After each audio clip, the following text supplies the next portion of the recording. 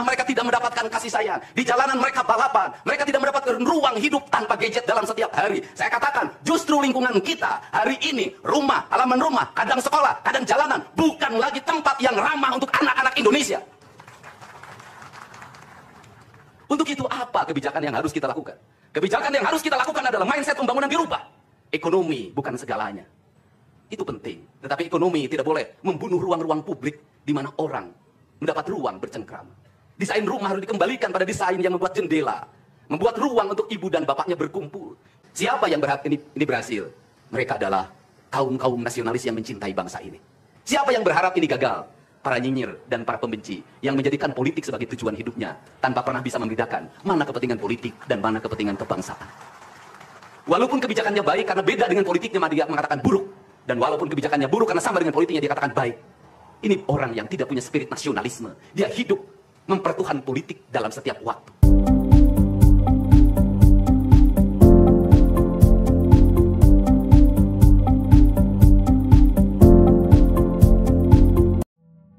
Bayangkan sebuah negeri di mana anak-anaknya tak lagi tahu cara menatap bintang karena malam telah tertutup lampu-lampu kota dan suara mesin.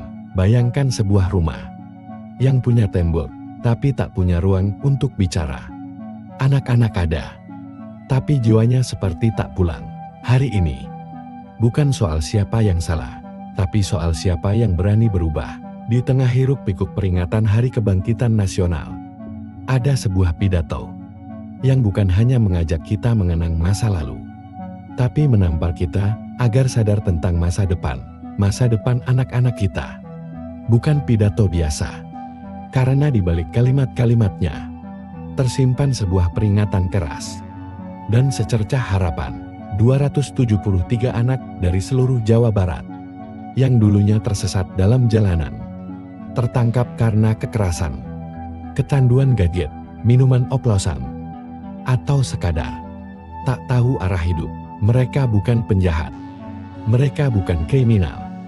Mereka adalah anak-anak kita yang ditinggalkan oleh ruang bermain, oleh suara ibu yang sibuk di luar negeri, oleh ayah yang lelah mencari nafkah, yang hanya punya ponsel sebagai pengasuh, dan jalanan sebagai tempat bertumbuh. Saat sebagian dari kita memilih diam, ada sekelompok orang yang bergerak.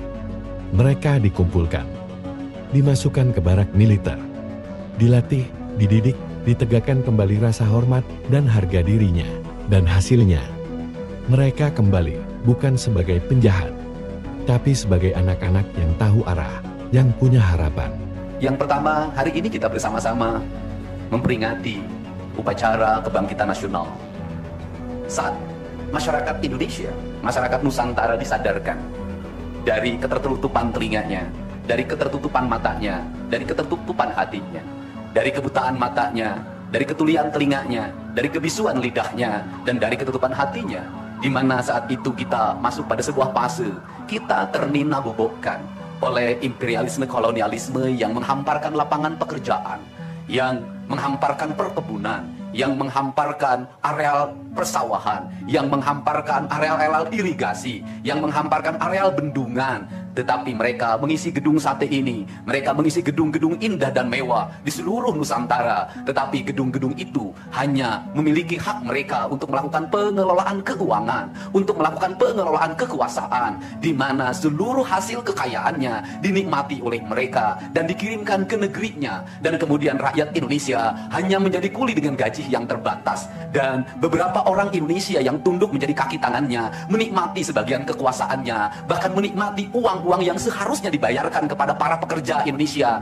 yang lapar, yang hitam kelam terbakar, yang disebutnya sebagai rodi. Mereka mengambil hak-hak mereka dan dinikmati oleh mereka yang hari itu berkongsi dengan kolonialisme.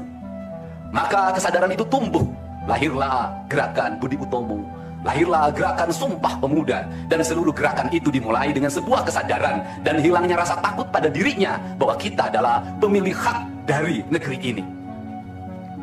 Hari ini kita disadarkan pada sebuah peristiwa di mana kita sering buta mata kita sering tuli telinga kita, dan kita sering gagu lidah kita ketika anak-anak kita berteriak di jalanan mengusung sangkur, membawa celurit, saling berkejaran, darah menetes di setiap sudut kota, motor-motor dibakar, orang menjerit penuh rasa ketakutan. Kita hanya bisa diam.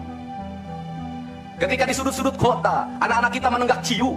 Ketika sudut-sudut kota, anak-anak kita makan eksimer. Ketika di sudut-sudut kota, anak-anak kita makan minuman oplosan. Mereka jatuh tersungkur, matanya merah penuh dengan rasa emosi, pulang ngamuk ke orang tuanya. Kita hanya bisa diam. Ketika anak-anak kita menghabiskan waktu main game online sampai jam 4 pagi, tidak masuk sekolah, di rumah ngamuk, mengancam orang tuanya dengan pisau, menusuk kakeknya dengan sangkur, kita hanya bisa diam. Proses kita hanya dua, pidana dan penjarakan dalam penjaraan. Tetapi kita tidak pernah menyadari bahwa seluruh lorong-lorong kegelisahan mereka, seluruh hiruk-pikuk jalanan tak membuat mereka nyaman. Sudut-sudut rumah menjadi neraka bagi kehidupan mereka. Lapang-lapang bola tergusur menjadi industri perumahan, pemukiman, dan pertokoan. Mereka kehilangan tempat bermain. Mereka kehilangan air yang jernih di sungai sehingga bisa mereka berenang. Mereka kehilangan gunung-gunung yang indah tempat mereka bercengkrama dengan alam. Mereka kehilangan sawah yang terhampar. Yang mereka lihat adalah kebisingan dan kebisingan. Bising di jalanan karena knalpotnya brong. Bising di rumah karena orang tuanya bertengkar. Maka mereka lari dalam lorong ground gelap. Digenggamnya handphone, diambilnya obat-obat terlarang, ditengahnya minuman dalam sebuah kelompok yang sama. Kita orang-orang yang terpinggirkan di rumah. Kita orang-orang yang terpinggirkan di sekolah. Guru-guru telunjuknya menunjuk pada wajahnya, tapi tak bisa memberikan solusi kegelisahan jiwanya. Semua orang hanya memberikan pengamatan, analisis, kajian. Itulah metodologi yang dikembangkan bangsa ini. Tetapi tidak ada yang berani mengambil solusi, mengangkat mereka di sudut jalanan, dimasukkan ke barak, dididik secara militer, diarahkan menjadi anak-anak yang berguna. Kedisiplinan militer adalah harga mati bagi kemajuan bangsa, bukan musuh. Pandangan-pandangan buruk terhadap militer adalah pandangan-pandangan orang yang takut anak-anak Indonesia bangkit, yang takut anak-anak Indonesia mencapai kemajuan. Mereka takut bangsa ini menjadi bangsa kokoh dan tegap. Mereka ingin bangsa Indonesia menjadi bangsa pemabuk yang setiap hari mabuk akan ilmu pengetahuan, yang setiap hari bertengkar di TV, yang setiap hari bertengkar di medsos, sementara hamparan kekayaan alam diambil sama mereka. Janganlah kita menjadi antek dari bangsa lain, memporak-porandakan diri sendiri dan bangsanya dengan alasan pengetahuan, dengan alasan hak asasi manusia. Anak membawa motor di bawah umur adalah pelanggaran hak anak. Kapan kita bertindak? Dan selama ini kita membiarkan anak-anak nonton film tanpa didampingi oleh orang tua. Itu adalah pelanggaran anak, dan kita tidak pernah bertindak. Anak-anak di bawah umur merokok, minum minuman keras, itu adalah pelanggaran hak anak. Semuanya kita berdiam. Anak-anak main game online, nonton tayangan-tayangan dewasa lewat media sosial, kita berdiam. Negeri ini akan hancur manakala semua orang berdiam. Maka orang yang memegang kekuasaan harus menggunakan tangannya untuk merubah seluruh kemungkaran ini menjadi sebuah kebajikan. Kalau kita berkomitmen pada bangsa ini, problem anak-anak kita adalah mengkonsumsi tayangan yang bukan haknya di media sosial. Maka saya meminta peraturan pemerintah yang mengatur tentang itu segera dilaksanakan. Anak-anak di bawah umur tidak boleh mengakses media sosial yang bukan haknya. Seberapa besar pun gagasan yang saya gagas, seberapa kuat pun kekuatan yang saya bangun, saya tidak akan bisa melawan jutaan akun yang merasuki otak kiri dan otak kanan anak-anak kita. Untuk itu, pada saat ini sudah saatnya kita tidak saling menyalahkan. Untuk itu saat ini tidak ada salahnya kita mengambil tindakan berdasarkan perilaku kita masing-masing. Perilaku ekonomi menyebabkan anak-anak kita kehilangan ibunya karena pergi ke luar negeri. Perilaku ekonomi mengakibatkan anak-anak kita tidak pernah bertemu dengan ibu dan bapaknya karena mereka mencari rezeki. Mereka ada di pojok-pojok rumah bersama kakeknya. Kakeknya melarangnya dia main game online, melarangnya pakai motor jam 11 siang. Maka pisau dapur terhunus dan ditusuk seseorang kakek oleh cucu yang disayangi. Kerangka bijak seperti ini harus dibangkitkan oleh kita. Semangat militer, bukan militerisasi. Kalau anak-anak dibangunkan jam 4 subuh, di mana letak salahnya dan di mana letak pelanggarannya? Kalau anak-anak dibangunkan kemudian disuruh membereskan tempat tidur, apa salahnya dan apa pelanggaran hak anaknya? Kalau anak-anak disuruh sholat subuh, apa pelanggaran haknya? Kalau anak-anak mengikuti kuliah subuh, apa pelanggaran anaknya? Kalau anak-anak disuruh ngantri kemudian makan pagi, sarapan pagi dengan telur, dengan nasi, dengan pisang dan minum susu, di mana letak salahnya? Kalau anak-anak kemudian disuruh belajar, dan saat belajar duduknya bersikap, memandang ke arah gurunya, memandang mata gurunya, agar terjadi transformasi energi antara guru dengan muridnya, yang hari ini dihilangkan dengan digitalisasi, menghilangkan ruh spiritual konsepsi pendidikan kita, diganti dengan konsep pendidikan digital, yang tidak lagi melahirkan hubungan emosional guru dan murid. Akhirnya murid-murid tidak menghormati guru-gurunya, karena guru lupa mengekspresikan nilai-nilai spiritual dalam dirinya pada murid dalam ruangan yang hening, diganti dengan papan belajar digital. Di mana letak salahnya?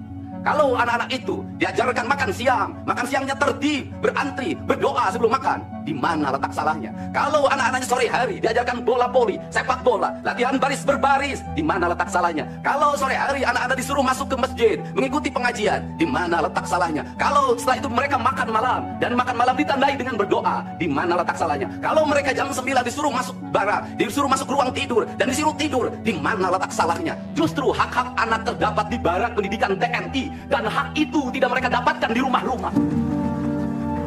Di rumah-rumah anak-anak tidak bisa tidur malam. Mereka rata-rata tidurnya jam 4, jam 1 malam, jam 2 malam. Di rumah mereka tidak mendapat makanan yang bergizi karena serba fast food. Di rumah mereka tidak mendapatkan kasih sayang. Di jalanan mereka balapan. Mereka tidak mendapatkan ruang hidup tanpa gadget dalam setiap hari. Saya katakan, justru lingkungan kita hari ini, rumah, halaman rumah, kadang sekolah, kadang jalanan, bukan lagi tempat yang ramah untuk anak-anak Indonesia.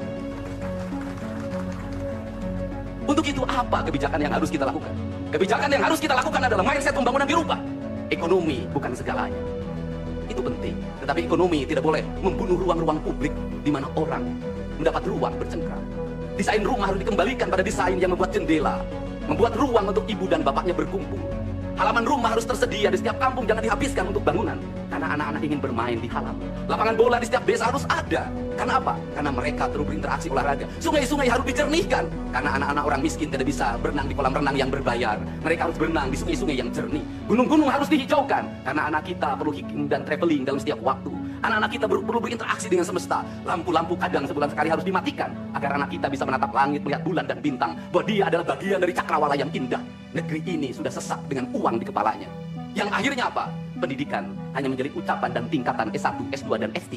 Tapi pendidikan lupa ada nilai esensial yang harus dihidupkan dalam relung hati manusia. Pendidikan Indonesia adalah mewujudkan manusia Indonesia seutuhnya. Mewujudkan manusia Indonesia seutuhnya. Dalam falsafah Sunda disebutnya Pancawaluya. Jager, bager, bener, pinter, singer. Itulah falsafah pendidikan asasi. Maka falsafah pendidikan asasi dalam kaidah Sunda disebutnya kalimatnya begini. Kawung mabur sarulukna sama kelitun pandana. Ciamis tinggal pahitna, Ciherang tinggal kiruhna. Resi lengitun ajina pandita ilang komara. Kaduruku hawa nafsuna. Bangkong di kongkorong kujang. Kacai mawacamati. Saya hanya falsafah ini. Apa itu bangkong di kongkorong kujang? Kujang adalah senjata. Bagi orang Sunda adalah sebuah kehormatan diri. Kujang. Tetapi kujang tidak bisa dikongkorongkan pada bangkong. Kalau bangkong dikongkorongkan oleh kujang, bangkong itu anak-anak di bawah umur. Kalau dia dikongkorongkan oleh kujang, kujang itu tak bermakna dan bangkong itu mati, tak mampu membawa kujang. Kacai mawacamati, apa itu artinya? Orang pergi ke air untuk mensucikan diri, maka dia harus membebaskan diri dari berbagai apapun kepentingan. Dia ingin pasrah, dia ingin sumera, hirup ukur sasamperan, awak ukur sasampaya. Sariring-ring dumadi sarengkak saparipola, la haula wala quwata illa billah. Maka dia tidak boleh membawa hawa nafsu. Ketika kita ingin memasuki abad ritual dan spiritualitas, maka tidak boleh ada kebencian, tidak boleh membawa senjata apapun, tidak boleh, maka kita berserah. Apa yang terjadi hari ini? Orang-orang yang setiap hari bicara tentang kesucian, lidahnya menyakiti orang lain, menusuk orang lain, membawa api peperangan pada saat orang menuju kesucian. Bahkan bisa jadi menghinakan orang lain, itu dianggap bagian dari kesucian. Tidak ada anak nakal. Tapi orang Sunda itu menyebutnya budak bangor. Budak bangor itu beda dengan nakal. Kenapa? Itu masa mereka menginjaki masa remaja menuju masa dewasa. Maka di Hari Kebangkitan Nasional ini, pemerintah Provinsi Jawa Barat, sekolah yang hari ini berjalan, ada pendidikan karakter, ada bela negara. Saya akan meresmikan menjadi Sekolah Kebangsaan Jawa Barat Istimewa. Sekolah Kebangsaan Jawa Barat Istimewa nanti akan dipusatkan di Dodik, Lembang. Dan kalau ada lembaga pendidikan lainnya, kami juga akan menjadi kerjasama. Mereka yang bersekolah di situ bukan anak-anak yang tawuran, bukan anak-anak yang bingung, bukan anak-anak korban dari ML, tetapi juga nanti anak-anak yang memiliki kemampuan akademik yang tinggi, anak-anak yang memiliki kemampuan pikiran yang tinggi. Dan seizin pimpinan DPRD Provinsi Jawa Barat, tahun ini kami akan memberikan beasiswa pada mahasiswa-mahasiswa yang kuliah di jurusan engineering, tetapi mereka harus mengikuti sekolah kebangsaan selama 1 bulan. Agar uang yang diberikan oleh Provinsi Jawa Barat melahirkan nasionalisme baru yang bisa membawa bangsa ini ke arah kemajuan. Dan saya mengucapkan terima kasih pada kalian semua yang membuat diri saya hari ini setiap hari berpikir. Ingat, doa yang terpancar ada 2. Saya tidak menyebut doa. Rintihan hati, bisikan hati ada 2. Ada yang berharap ini berhasil, dan ada yang berharap ini gagal. Siapa yang berharap ini berhasil? Mereka adalah kaum-kaum nasionalis yang mencintai bangsa ini. Siapa yang berharap ini gagal? Para nyinyir dan para pembenci yang menjadikan politik sebagai tujuan hidupnya tanpa pernah bisa membedakan mana kepentingan politik dan mana kepentingan kebangsaan. Walaupun kebijakannya baik karena beda dengan politiknya, dia mengatakan buruk. Dan walaupun kebijakannya buruk karena sama dengan politiknya, dia katakan baik. Ini orang yang tidak punya spirit nasionalisme. Dia hidup mempertuhan politik dalam setiap waktu. Saya katakan, dia hidup mempertuhan politik dalam setiap waktu. Meskipun lidahnya berkata bertuhan pada Allah, tetapi hatinya dalam setiap hari hasud dan menjadikan politik sebagai tujuan hidup. Dan barangkali bisa dilihat dari seluruh rakyat Jawa Barat, karena ini tertransformasi lewat media, televisi dan media digital. Yang menjadi petugas upacara hari ini bukan pasukan paskibraka yang biasa kita pakai, tapi mereka adalah peserta didik sekolah kebangsaan Dodik Lembang Rindam 3 Siliwangi. Tapi sebagian dari kita justru mencibir, melanggar hak anak, kata mereka. Militerisasi, kata yang lain. Benarkah? Apakah membangunkan anak subuh, menyuruhnya salat, makan pagi dengan tertib, bermain bola, belajar disiplin, adalah pelanggaran? Ataukah justru itu hak yang tak lagi mereka dapatkan di rumah? Karena di rumah mereka, tidurnya jam 2 pagi, makannya mie instan, emosinya tak terarah, kasih sayangnya tertukar dengan notifikasi. Pidato itu bukan sekadar nostalgia, itu panggilan untuk mengubah cara pandang kita. Ekonomi itu penting, tapi jangan biarkan pembangunan merampas taman bermain. Desain rumah harus punya jendela, bukan hanya dinding beton. Lapangan sepak bola, sungai yang bersih, gunung yang hijau. Itu semua adalah pendidikan, bukan hanya gelar S1, S2, atau S3. Pendidikan adalah membentuk manusia seutuhnya. Pendidikan adalah soal hati, soal kedekatan antara guru dan murid, soal doa sebelum makan dan tatapan mata saat belajar. Dan hari ini, Jawa Barat mengambil langkah berani, meresmikan Sekolah Kebangsaan Jawa Barat Istimewa. Sebuah model pendidikan karakter yang membangun dari hati, dengan disiplin, dengan nilai-nilai kebangsaan, dengan cinta, bukan paksaan. Tak ada anak yang nakal. Yang ada hanya anak yang kehilangan arah. Yang mereka butuhkan bukan hukuman, tapi tangan yang mengarahkan. Bukan telunjuk yang menyalahkan, tapi pelukan yang menenangkan. Di hari kebangkitan nasional ini, mari kita bangkit bukan hanya sebagai bangsa, tapi juga sebagai kal. Kalau kamu sepakat, bagikan video ini.